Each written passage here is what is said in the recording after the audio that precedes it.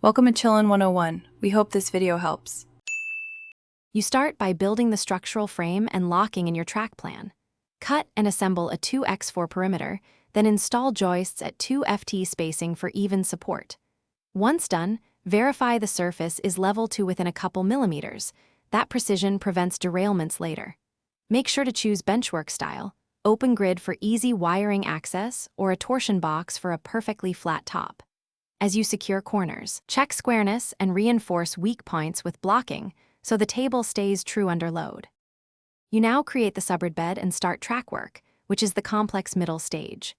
Glue 1/2-inch cork or foam and trim edges so rails sit flush. Once dry, pin rails and test alignment with a gauge.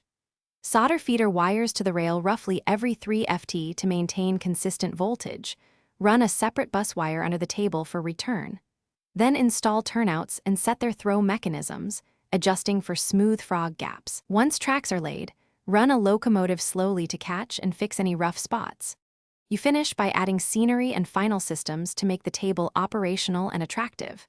Sculpt terrain with foam or plaster cloth, paint a base color, then layer ground cover and details. Do this in stages so glue dries between applications. Install control panels and connect DCC or analog power, labeling wires and keeping a simple diagram. Finally, run the entire layout under load to reveal issues. If something goes wrong, re-gauge suspect rails, clean wheel and rail contact, and resolder any intermittent. Thanks for watching. Consider subscribing if we helped you.